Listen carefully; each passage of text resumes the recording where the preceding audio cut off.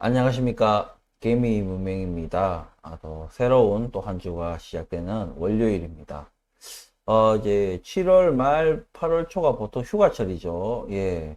예, 뭐 다들 휴가는 잘 다녀오셨는지 잘 모르겠습니다. 저는 뭐 말씀드린 대로 또 가족들과 짧은 휴가를 다녀왔습니다. 근데 정말 진짜 폭염이 장난이 아닌 것 같아요. 진짜 세계 곳곳에서 진짜 이 기후 관련해 가지고 너무나도 많은 재난 상황들이 계속해서 펼쳐지는데, 여러분들 제가 옛날에 이제 이 경제라는 것이 진짜 우주 삼라만상과 모든 것이 다 연결되어 있는 것이 경제다, 이런 말씀을 드렸는데, 정말 솔직히 좀 걱정이 됩니다. 예, 걱정이 되고, 이 기후변화로 인해서 여러 가지들이 지금 뭐 전쟁도 아직 끝나지도 않았고, 인플레이션도 아직 끝나지 않았는데도 불구하고, 또 이 기후변화에 따른 이런 또, 계속해서 이 재난 상황, 끝나지 않는 또 이 전쟁, 그리고 이 또 이런 물리적인 전쟁이 아닌 또 이 무역 전쟁도 여전하죠. 예, 그렇기 때문에 정말 예측이 요즘이 진짜 쉽지 않은 그런 경제 상황인 것은 분명한 것 같습니다. 아무튼 오늘 프레스티지 바이오 파마에 잠시 들여다보고, 제가 오늘 썸네일에서 또 언급해 드린 부분 같이 또 거시경제에 대해서 좀 알아보려고 합니다. 시청하시기 전에 구독과 좋아요 부탁드리겠습니다. 자, 그럼 프레스티지 바이오 파마부터 보도록 하겠습니다. 제가 지난 영상에서 말씀드렸다시피 12,000원대 여기 봉 차트를 우리가 좀 더 봐야지 제가 여기를 이제 매수 포인트로 보고 또 분할 매수를 또 들어갈지를 결정하겠다 라고 말씀을 드렸는데, 아무래도 이제 미국 이제 피치사에서 이제 미국 이제 신용 등급을 이제 하락을 시킨 이후에 투심이 확실히 좀 위축이 된 듯한 분위기가 있어요. 지금 거래량도 지금 뭐 물론 지금 오전 10시 30분 정도밖에 안 됐지만, 지금 거래량이 일단 4만 1000주, 지금 이제 지난주 금요일 날 우리가 거래량이 10만 주 조금 넘은 것 같더라고요. 11만 주 조금 넘었는데, 투심이 이렇게 위축이 되면 아무래도 우리가 소외주를 받지 벗어나지 못한 상황에서 이 거래량이 다시 10만 주 아래로 또 내려가게 되면은 아무래도 좀 주가 움직임이 좀 많이 둔해지는 부분들이 있겠죠. 하지만 이런 것들은 현재로서는 비단 이 프레스티지 바이오 파마 종목뿐만이 아니라 증시 전반에 걸쳐서 최근에 이제 조금 이제 핫했던 이제 전기차 배터리 종목들이 사실상 지수를 많이 끌어올리는 그런 역할을 했는데, 아무래도 걔네들의 뭐라 해야지, 좀 블랙홀처럼 다른 종목들의 어떤 거래량마저도 모두 다 흡수해버리고, 거기서 그냥 모든 어떤 일들이 일어나 버리고, 나머지는 그냥 소외주가 아닌 종목들까지도 다 소외주가 돼버리는 그런 기이한 현상이 이제 일어나면서, 아무래도 이제 거기다가 지금 전기차 배터리 종목이 고점 찍고 뭔가 지금 굉장한 조정을 받는 가운데, 뭐 초전도체 발 약간 영향이라고 생각할 수 있겠지만, 그 타이밍이라는 게 기가 막히죠. 이제 뭔가 전기차 배터리가 고점이다, 너무 과열됐다, 이런 어떤 의심을 지울 수 없는 그런 순간에 이제 초전도체라는 이 전기차 배터리 킬러 같은 이런 약간 혁신적인 기술에 대한 내용이 발표가 되면서, 이제 좀 전기차 배터리가 약간 찬밥이 갑자기 찬밥. 제가 앞서 말씀드렸다시피 뭐 AI나 뭐 양자 컴퓨팅이나, 예, 이런 초전도체 이렇게 어떤 우리 인류의 어떤 뭔가 삶의 어떤 혁명을 가져올 수 있는 엄청난 기술, 엄청나게 진보된 이런 기술들은 그렇게 하루아침에 되는 것이 아니다라고 말씀을 드렸어요. 하지만 어쨌든 이것이 뭐 언론 플레이 또 언론에서 막 떠들어대고 막 이러 하니까 갑자기 좀 전기차 배터리가 좀 찬밥이 돼가는 좀 그런 좀 분위기예요. 예. 뭐 이제 오를 만큼 올랐다. 예. 지금 이제 팔고 떠나야 된다. 약간 이런 분위기가 좀 있는 것 같습니다. 이런 지금 뭐 상황 속에서 지금 우리 뭐 프레스티지 바이오 파마 원래 소외주였는데 아무래도 좀 더 그런 거시적 경제에 따른 그리고 아까 말씀드렸던 그렇게 몇몇 종목에 좀 수급이 몰려들면서 자연스럽게 다른 종목들의 어떤 수급이 현저하게 줄어드는 현상, 예, 그런 것들을 피할 수 없는 그런 순간이긴 합니다. 어쨌든 제가 말씀드리고 싶은 것은 프레스티지 바이오 파마 개별 어떤 종목의 어떤 이슈로 인해서 뭐 주가가 조정을 받고 뭐 거래량이 줄어들고 이런 것은 아니기 때문에 조금 증시 전반에 걸쳐서 모두가 지금 겪고 있는 그런 현상으로 좀 받아들이셨으면 좋겠다. 하지만 여전히 뭐 금요일하고 제가 말씀드렸다시피 월요일은 크게 다를 바가 없기 때문에 제가 금요일 날 말씀드린 것처럼 좀 추가적인 어떤 봉 차트를 좀 지켜보고 좀 더 분석이 필요할 것 같다. 하지만 제가 말씀드렸다시피 우리가 내년 초에 좀 예상하고 있는 허세핀 바이오시밀러 그 사이에 뭐 좀 터질 만한 어떤 이슈들 이런 것들, 하지만 그 와중에도 그 거시경제가 지금 굉장히 녹록치 않은 상황으로 치닫고 있는 상황이라고 저는 생각하고 있기 때문에 굉장히 우리는 지금 보수적인 좀 투자를 계속해서 고려해야 되는 거 아닌가. 리스크라는 것을 항상 염두에 두고 우리는 투자를 해야 된다. 이런 말씀을 꼭 드리고 싶습니다. 일단 프레스티지 바이오 파마 개별 종목에 대한 어떤 지금 분석은 금요일 영상과 크게 다를 바가 없는 상황이기 때문에 혹시나 뭐 저는 뭐 만약에 좀 12,000원에서 좀 과도하게 만약에 하락이 나온다라고 하면은 그때는 저는 아직 뭐 봉 차트를 더 봐야 되겠지만 그거와 또 불가피하게 봉 차트를 더 보는 이유는요. 12,000원대의 어떤 이 지지선이 잘 견고하게 잘 지지를 해주냐, 지지를 하려고 노력을 하느냐, 그런 모습들을 확인을 하려고 하는 거거든요. 근데 만약에 뭐 다른 여러 이 개별 이슈가 아닌 어떤 환경적인 아까 말씀드린 그런 거시경제에 의해서 만약에 좀 과도하게 그냥 증시가 전체적으로 좀 과도하게 좀 하락폭이 나온다 하면은 그러면 또 추가 매수를 들어갈 수도 있어요. 뭐 무조건 들어가겠다. 과도 하락이 나오면은 좀 무조건 매수를 하겠다는 건 아니지만 그렇게 할 수도 있다는 그런 좀 가능성을 좀 열어두고 싶습니다. 아무튼 지금은 조금 더 우리가 여러 가지 면에서는 좀 리스크를 생각하면서 좀 보수적 투자를 고려해야 되는 상황이다. 그리고 좀 봉 차트를 조금 더 지켜보면서 12,000원대를 지지를 하려고 하는 그런 의지를 보이는지를 좀 더 확인을 해볼 필요가 있다. 그리고 마지막으로 좀 만약에 과도한 하락이 나온다. 개별 이슈가 아닌 증시 전체적인 어떤 거시경제로 인한 전체적인 좀 하락이 과하게 나온다 하면은 그때는 또 분할 매수를 또 과감하게 들어갈 수도 있다. 요 정도로 오늘 조금 간단하게 프레스티지 바이오 파마에 대한 분석을 좀 말씀드릴 수가 있을 것 같습니다. 지금부터 말씀드릴 것은 이제 프레스티지 바이오 파마의 어떤 개별적인 분석은 아니지만 요즘에 제가 좀 느끼는 것은 지금 거시경제가 이제 미국의 어떤 신용등급 하락에 시작되면서 지금 투심이 위축되고 그와 동시에 지금 우리가 한미 또 금리가 굉장히 지금 2%대가 이제 되면서 이 2%대의 차이라는 것이 엄청난 차이거든요.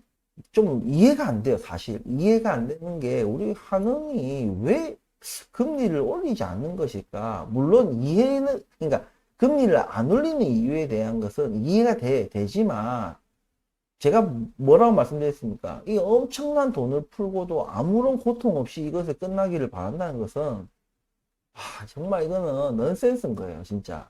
말이 안 되는 얘기입니다. 어느 정도의 고통을 감내하고 그 금리 인상으로 인해 가지고 뭐 피해를 받는 그런 좀 이제 소외 계층이 있다면은 그런 것은 뭐 법으로 조금 보호하고 좀 지원을 해주고 이렇게 해야 되는데, 지금 우리나라 정부는 마치 이렇게 아직 일어나지도 않았고 일어났어도 안 되고 설사 일어났다고 하더라도 정부가 개입할 문제가 아닌 것들, 특히 부동산 관련해 가지고 너무나도 선제적으로 나서고 있다. 일이 일어나지 않았는데 그냥 데이터를 봤을 때는 곧 일어날 것 같아. 그러니까 그것을 정부 차원에서 대출을 풀어서, 그리고 규제를 완화하고 대출을 풀고 해가지고 그것을 아직 일이 일어나지 않았는데 미리 그걸 대출을 풀고 규제를 완화하고 하다 보니까 또 몇몇 국민들이 엉뚱한 방향으로 또 생각을 하는 거예요. 부동산이 또 오르는 거 아닌가 하고 또 무리하게 또 뛰어드는 연끌족들이 생겨난다는 얘기죠. 나라가 이상하게 굴러가고 있다는 얘기입니다. 거기에 또 이게 드러나지는 않지만 직간접적으로 뭔가 그 정부와 맥을 같이 함께 하고 있는 게 지금 한은이다. 한국은행은 독립기관이에요. 그런 거와 상관없이 정말 중장기적인 우리나라의 경제 이 체질을 바로잡기 위해서 이 금리를 조정해야 될 이 독립기관이 멍청한 짓을 자꾸 하고 있어. 말은 위험하다 말은 하면서도 아무것도 안 하고 있어. 그냥 계속 동결만 하고 있어. 그러면서 어쨌든 최근에 유가가 계속 이제 80달러대를 다시 크게 상회하고 있고, 그리고 환율도 다시 1300원대로 다시 올라왔어요. 이것은 무엇이냐? 우리나라가 에너지 의존도가 이제 해외 에너지 의존도가 굉장히 높은 나라죠. 그런 나라에서 환율도 높고 유가도 높다. 그러면 우리는 그 유가의 비싼 유가를 높은 환율로 해가지고 우리는 사와야 되는 그런 입장이에요. 그렇게 사들이면 우리가 알고 있듯이 그렇게 사들여 오면은 당연히 또 물가 상승 압력이 다시 재차 받을 수 있다 이 얘기죠. 그리고 최근에 우리가 이상한 일들이 있죠. 우리가 가계부채라는 어떤 부분들이 있어요. 가계부채. 그러면 이 가계부채를 해준 이제 은행들이 있겠죠. 은행들은 가계부채를 내주고 은행에서는 채권이라는 게 생깁니다. 근데 이 채권이 가계부채의 대부분이 들어가 부동산이 이제 하락하면서, 부동산이 하락하면서 이 채권이 빌려줄 때와 달리 이제 채권의 가치도 같이 하락을 하는 거예요. 채권은 은행의 자산입니다. 자산 중에 하나죠. 근데 요즘에 우리나라 은행의 대부분이 이런 많은 부동산 관련 채권을 가지고 있다는 얘기죠. 근데 이 채권이 부실해진다는 얘기겠죠. 하락을 하니까. 근데 이 부실한 채권을 다시 한은이 이 부실한 채권을 담보로 다시 또 대출을 해주겠다. 이게 이제 새마을 금고 사태, 요런 게 은행이 부실해지면서 뭔가 뱅크런이나 이런 것을 막기 위해서 한은에서 이제 은행으로 부실한 채권을 담보로 이렇게 사겠다, 이렇게 되는 거예요. 이게 뭐냐? 돌려막기예요.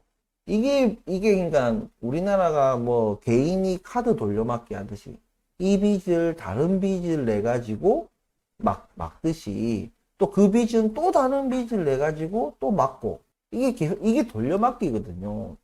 지금 우리나라는 부실 채권을 돌려막기 하고 있는 겁니다.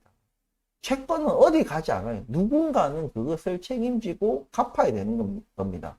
그런데도 불구하고, 이런 상황인데도 불구하고 정부는 가게나 기업에 무슨 특례 무슨 대출이니 뭐니 해가지고 가게에 집을 더 사라. 우리가 이 가계부채만 있는 게 아니고 기업부채가 있어요. 기업부채도 있고, 그리고 은행에 큰 또 자산으로 또 매입하고 있는 또 PF 대출이 있죠. 예, 은행뿐만 아니라 증권사, 보험사 다 가지고 있어요. 근데 이게 분양을 해서 일반 국민들에게 분양을 해가지고 그 수익을 들여와야지 그 채권이 소멸되고 뭐 원금도 환수하고 돈도 벌고 하는데 지금 청약이 다 미분양이 나는 거예요. 그리고 미분양이 나니까 또 기업들이 또 아예 이게 청약 자체를 이제 분양 자체를 미루고 있는 거예요.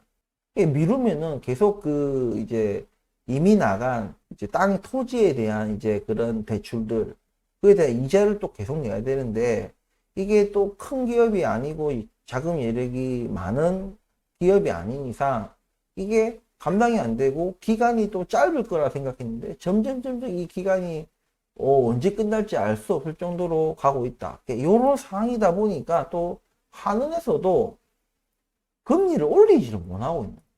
금리 올렸다 하면은 가게 막 또 부서지고 기업들 부서지고 가게 기업이 부서지면은 은행들이 또 안 그래도 부실한 채권이 더 부실해지고 이런 것들이 또 뭔가 이제 해외 평가사나 이런 거에서 따라가지고 신용 등급이 내려간다든지 이런 또 하면 해외 자본이 또 빠져나가고 이런 것들이 걱정되니까 자꾸만 주먹구구식으로 가게 기업 얘들한테는 대출을 더 해주고 돈이 없으니까 갚을 돈이 없으니까 대출을 더 해주고 대출을 더 해주다 보니까 또 은행들은 자연스럽게 뭘 통해서 대출을 해주겠습니까? 다 은행을 통해서 대출을 해주는데 또 대출을 해주다 보니까 은행은 또 다른 또 부실 채권들을 또 더 떠안게 되고 이게 좀 문제가 심각해지니까 한은이 하면 이 부실 채권으로 또 공급을 우리가 돈을 해주겠다. 한은이 지금 엉뚱한 짓을 하고 있는 거예요, 지금. 네? 이게 일을 키운다 해야 되나? 폭탄을 더 키우고 있는 거예요, 지금. 한은이. 다른 데도 아니고 한은이 지금 계속 이 폭탄을 키우고 있어요. 엄청나게 지금 크게. 누군가는 이것을 국가가 감당할 수 있어요? 못해요. 국가 부도입니다. 여러분들 국가 부도예요. 국가라고 뭐든지 다 할 수 있는 게 아닙니다. 이것이 결국에는 해외에서 우리나라를 바라볼 때 부실해진다 이거죠. 부실. 우리 이제 정부가 한 해 예산이 잡히고 하는 것들은 국민 혈세를 가지고 한 해 살림을 하는 것이고 그 한 해 살림에서는 반드시 지출돼야 되는 것들이 있다. 우리 가정에서도 보면 반드시 지출로 나가야 되는 타협할 수 없는 그런 지출들이 있잖아요. 그리고 조금 변동 우리가 줄일 수도 있고 좀 늘릴 수도 있는 그런 지출이 있고 정부도 마찬가지예요. 그런데 그렇게 좀 반드시 나가야 되는 지출과 좀 줄였다 늘렸다 할 수 있는 좀 가용할 수 있는 그런 지출의 이 포션이 우리 가게도 마찬가지고 정부도 마찬가지. 좀 가용할 수 있는 그 부분이 정말 전체의 예산 중에 좀 작습니다. 아주 작은 부분이에요. 근데 정부가 여력이 없습니다. 지금 국가 부채도 우리나라가 적지 않아요. 예? 코로나를 겪으면서 우리도 엄청난 국가 부채가 또 늘어났기 때문에 국가도 지금 녹록지 않습니다.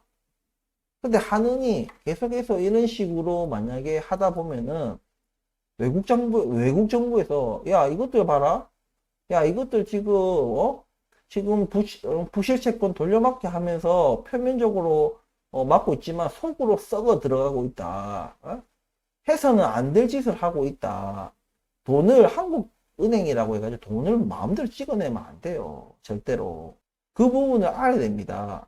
그래서 지금 유가 상승과 환율 상승에서 비롯되는 물가 상승 압박.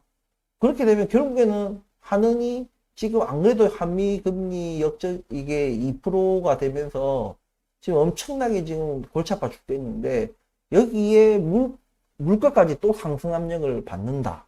다시 어쩔 수 없이 금리를 올려야 되는 상황이 생길 수가 있다. 그러면은 지금 이렇게 주먹구구식으로 계속 폭탄을 계속 키우는 상황에서 어쩔 수 없이 나중에는 금리를 올리게 돼버리면 이거는 엄청난 충격이 오는 거예요.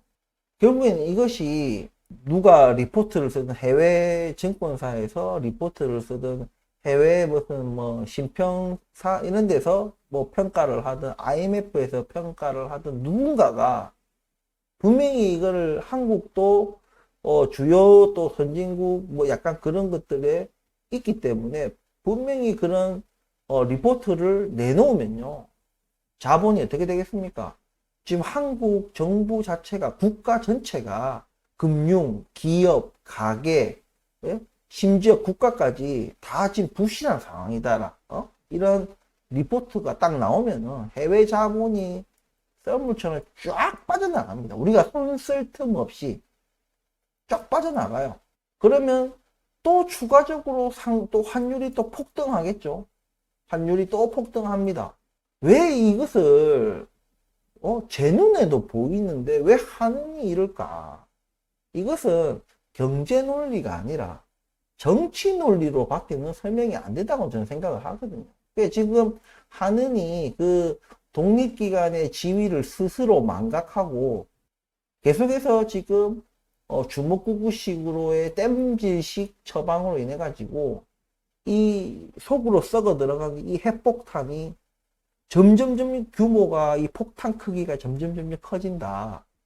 자연스럽게 뭔가 해결되기를 바라면서. 그런데 지금 상황은 전 세계에 있던 이런 상황들은 계속 지금 아까 말씀드렸다시피 기후위기, 계속해서 이 재난으로 환경에서 오는 그런 재난으로 뭐 곡물이라든지 여러 가지 이 상황들이 또 물가 상승 압박을 주고 있고 환율도 지금 오르고 있고 전쟁은 끝나지 않고 있고 이거 우리가 먼 미래를 생각하면 안 돼요. 거기다가 미국까지 신용 등급이 하락이 되고 이게 총체적으로 나중에는 우리나라 비리비리한 우리나라 튼실한 우리나라가 아니라 비실비실 그냥 해롱해롱 되고 있는 우리나라에 그냥 불씨만 떨어뜨려도 완전히 막 지금 시발률을 막 뒤집어 쓰고 있는 이런 상황에서 불씨만 떨어뜨리면 그냥 활활 타버리는 거예요. 우리나라는 굉장히 저는 우려스럽습니다. 예, 그래서 주식 투자를 하는 사람이지만 이런 상황들이 반드시 온다라고는 볼 수 없겠지만 확률적으로 볼 때 저는 굉장히 높다. 절반 이상은 된다. 50% 이상의 확률로 이런 상황이 도래할 수 있기 때문에 제가 계속 말씀드렸다시피 우리가 지금 이것 때문에 내가 투자를 안 하겠다는 얘기는 아니에요. 투자를 안 하겠다는 것은 아니지만 굉장히 보수적인 접근 그리고 아까 말씀드렸다시피 이런 리스크가 우리한테 잠재적으로 지금 있다. 이런 부분들을 절대 간과해서는 안 돼요. 금리를 어쩔 수 없이 올리는 상황이 도래하게 되면은 우리나라에는 지금 안 그래도 조금 뭔가 시장이 바로 잡히려고 하는 그런 시각으로 우리나라를 바라봤어야 되는데 정부인지 뭐 하는인지 누구 잘못인지는 모르겠지만 어쨌든 정부 아니면 하는 둘 중에 하나예요. 예, 어쨌든 정부는 국민들이 아니고 서민들이 아닌 건설사를 살리기 위해서 규제를 완화하고 대출 더 해줄게 분양받아 집사 미분양 안 나게 해 그렇게 해서 이 건설사가 떠안아야 될 그런 리스크를 국민들에게 떠넘기는 이런 상황이 발생했다 이겁니다. 그리고 정부가 그렇게 했고 한은은 거기에 동조하듯이 미국 한국의 금리 역전을 그 역전을 넘어서 가지고 엄청난 금리 차를 감내하면서까지도 금리를 더 이상 올리지 않는 동결을 계속해서 유지하고 있는 그냥 그걸 더 보태주는 거죠. 그 심리를. 만약 금리가 올랐다면은 정부에서 그런 정책을 펼치고 뭘 한다 하더라도 국민들이 아니 금리가 저래 높은데 대출 더 해주면 뭐해 금리 저금리 어떻게 감당하라고 하면서 소극적이었겠죠. 근데 한은에서 금리를 더 이상 올리지 않음으로 인해 가지고 이제 더 이상 올리지 않고 이제는 계속 동결 유지하다가 언젠가 내리겠지? 이런 심리가 작용하면서 국민들이 이 건설사의 어떤 빚더미에 쌓인 이 건설사와 또 절벽 끝에, 벼랑 끝에 서 있는 이 건설사들을 살리기 위한 이런, 리스크 전 국민 떠넘기기 이 프로젝트에 지금, 사람들이 못 모르고 다 뛰어들었다 이겁니다. 이런 상황에서 버티다 못 버티는 그런 상황이 도래해서 만약 금리를 올리게 된다. 말씀드렸다시피 제대로 터지는 거예요. 다 죽는 거예요, 그냥. 예, 준비 안 한 사람들은 다 죽는 겁니다.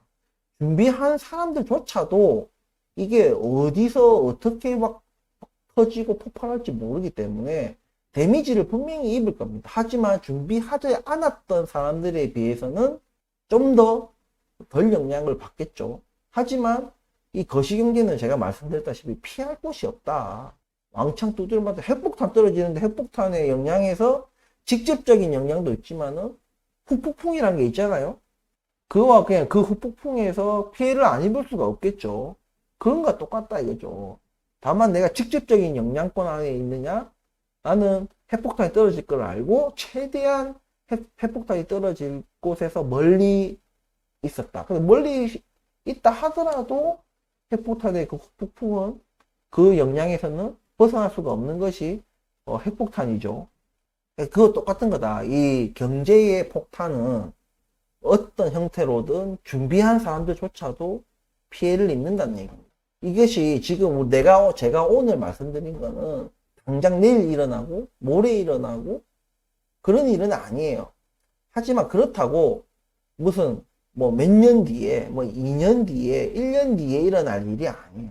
제가 볼 때는 이거는 1년 안에 혹은 뭐 1년 안팎 정도에 저는 일어난다고 봅니다. 분명한 것은 우리가 그렇게 방만하게 우리가 관리를 했고 돈을 막 무지하게 막 썼고 코로나 때 어쩔 수 없이 돈을 그렇게 풀어야 되는 상황이었다면 이제 코로나 끝났으면은 내가 그렇게 써제낀 만큼 다시 긴축 재정, 긴축 정책을 통해 가지고 다시 돈을 회수하는 과정이 필요한데 지금 그것을 하지 않고 있다.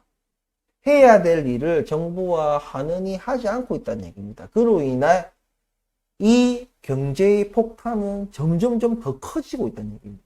이것을 절대 간과해서는 안 된다. 제가 정말 말씀드리고 싶은 게 이거예요. 우리가 투자를 하는 사람, 돈을 벌려고 하는 거잖아요. 돈을 벌려고 하는 거 맞는데 지금 이 폭등하는 주식, 이 폭등하는 종목을 내가 안 사면 내가 상대적으로 거지 된다. 벼락 거지가 된다. 이렇게 생각하지 마세요. 그냥 제 돈은요, 그냥 그대로인 거예요. 내 재산이 만약에 5억이다.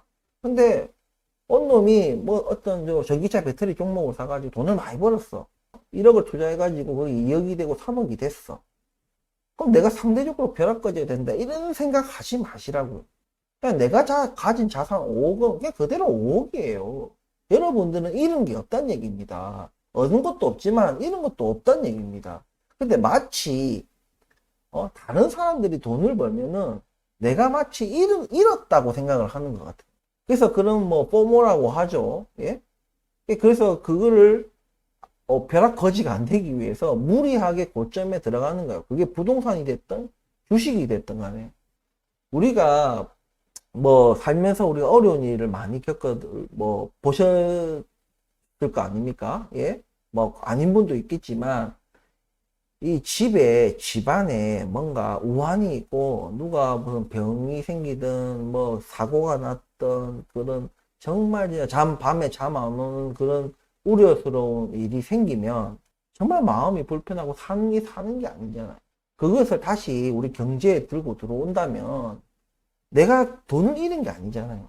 내 삶은 그대로예요. 내 집도 그대로고 내가 전세든 월세든 뭐 자가든 간에 내 집은 그대로고 내 저축한 돈도 그대로고 다 그대로예요.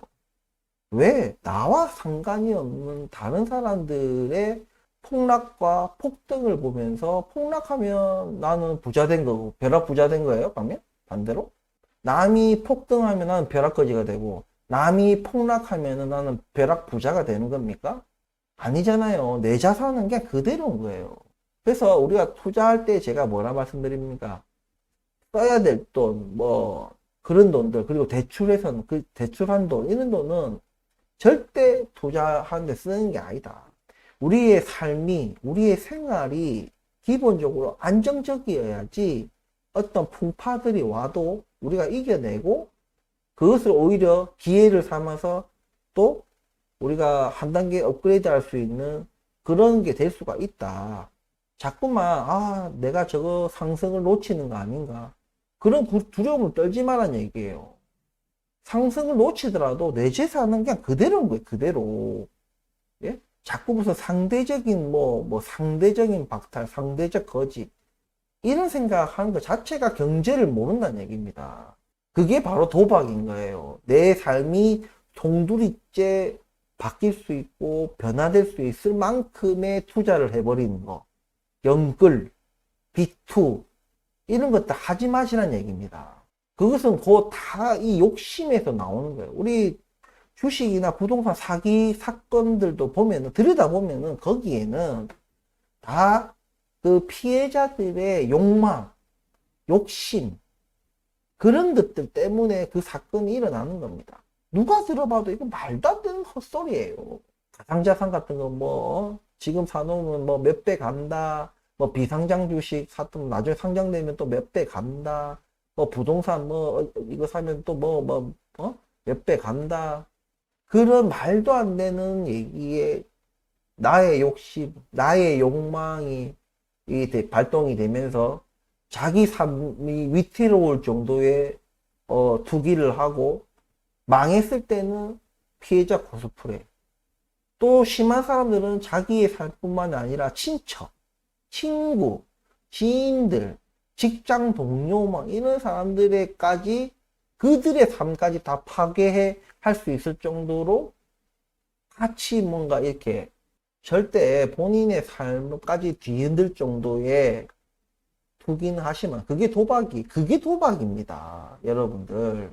이런 거시경제 환경에서는 자중하고 좀 더 보수적으로, 좀 더 뭔가 내 삶을 좀 탄탄하게 만들어 놓고, 대출이 있으시면 대출을 좀 줄여야 되고, 무리하게 투자한 곳이 있다면 그 투자 규모를 무리했단 말은 내 그릇보다, 내 삶의 어떤 크기보다 너무나도 커서 그게 잘못됐을 경우에는 내 삶이 다 파괴될 수 있는, 내 삶이 파괴되면서 다른 가족들까지도 다 파괴될 수 있는 그 정도로 무리하게 투자를 하셨다면 그 투자 규모도 줄일 수 있다면 줄여라. 정신을 좀 차리는 대한민국이 됐으면 좋겠다.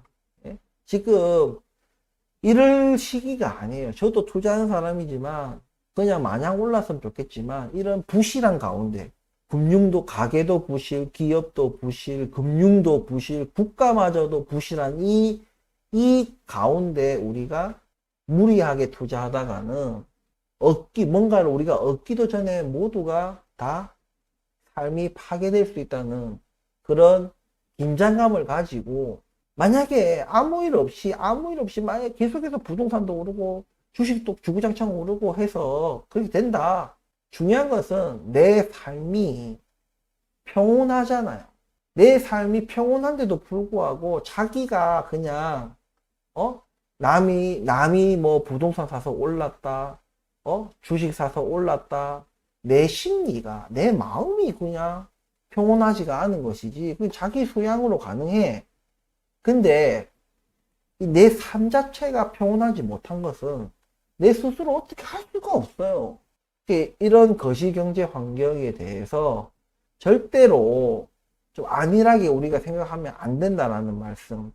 지금 우리나라가 이런 상황이다. 그것을 계속 나타나는 데이터들이 환율이고, 유가고, 신용 등급이고, 그리고 우리 은행, 부실 채권, 뱅크런, 이런 것들이 계속해서 짱짱짱짱 터져 나오고, 가계 또 개인 회생이 엄청나게 지금 폭등 중이고, 예? 개인 회생하는 사람들이 엄청 많아요, 지금.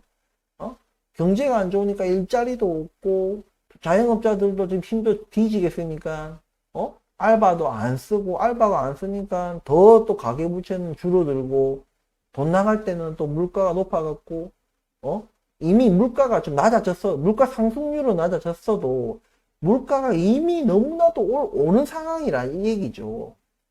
예? 밖에 나가서 밥 한 끼 먹으려도, 엄청나게 비싸고, 삶의 질이 엄청나게 떨어진데도 불구하고, 무리해가면서 지금 뭔가 잘못된 투기들을 하고 있다. 우리가 이런 것들 투자하고 있는 일들이 왜 그래요? 우리가 조금 더 나은 삶을 살기 위해서 하는 거잖아요. 그런데 우리가 지금 지켜왔던 그 평온한 삶을 포기해가면서 우리가 더 나아지려고 하면 안 된다는 얘기입니다. 제가 이기는 주식이다 이런 말을 계속 하는 이유가 바로 그런 것이에요. 자신의 삶을, 자기의 인생을 파괴할 수 있을 정도의 무리한 투자는 좀 삼가하시기를 바란다. 이런 거시경제를 반드시 터지게 되어 있어요. 어떤 형태로든 터지게 돼 있다. 왜냐면 누군가는 그 부실 채권이 됐던 뭔가가 됐던 그거는 그 부실한 것을 누군가는 해결을 해야 돼요. 근데 그것이 해결을 그 누구도 할 수 없다면 폭발하는 겁니다. 터지는 겁니다. 결국에는 감당하지 못할 만큼의 크기로 변해서 터진다는 얘기예요. 무슨 얘기인지 아시겠죠? 우리가 카드 돌려막기 하잖아요. 한번 계속해서 그 빚을 낳고 또 그 빚을 낳고 앞에 빚은 막았어도 더 큰 빚으로 이제 생겨나는 거죠.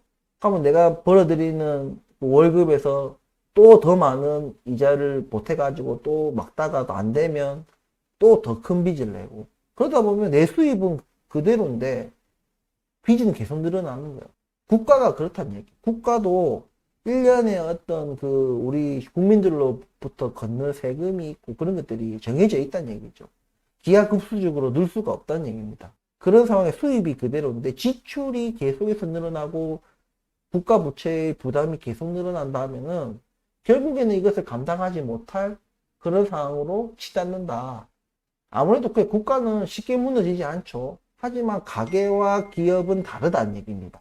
가계와 기업은 다르다.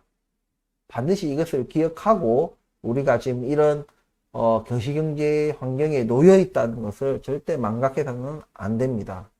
오늘은 좀 이 말씀을 좀 드리고 싶었습니다.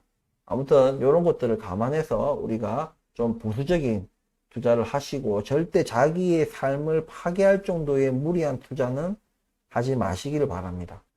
그리고 제가 이 영상 초반에 말씀드리려고 했지만 말씀드리지 못했던 이제 또 하영주님께서 또 이제 슈퍼땡스를 또 해주셨습니다. 정말 감사하고 다른 이제 멤버십 가입은 또 초반에 비해서는 많이 줄어들 좀 지금은 좀 소강 상태입니다. 예, 제가 더 열심히 해야 되는 거겠죠. 예, 아무튼 제가 계속 이렇게 슈퍼땡스나 이제 멤버십 가입해 주시는 분들에게는 제가 따로 멤버십은 따로 언급을 하지 않고 슈퍼땡스 같은 경우에는 이미 노출됐기 때문에 좀 공개적으로 제가 감사 인사를 드릴 수 있다는 부분 제가 그렇게 말씀을 드리면서 어쨌든 하영주님께서 이제 슈퍼땡스를 해주셔서 감사하다는 말씀 꼭 전하고 싶습니다. 좀 영상 초반에 했었어야 되는데 이렇게 영상 후반에 하게 돼서 제가 좀 죄송하다는 말씀 드리고 다시 영상을 또 찍기에는 좀 무리한 감이 있기 때문에 좀 이해를 해주시고 계속해서 응원과 또 지지 부탁드리겠습니다. 아무튼 오늘 저 프레스티지 바이오 파마에 대한 분석은 크게 뭐 변화가 금요일에 비해서 있을 수가 없기 때문에 좀 이런 부분들 제가 말씀드렸던 부분들을 잘 감안하셔가지고 좀 투자 판단하시기를 바라면서 오늘 영상 마치도록 하겠습니다. 긴 영상 끝까지 시청해 주셔서 감사합니다.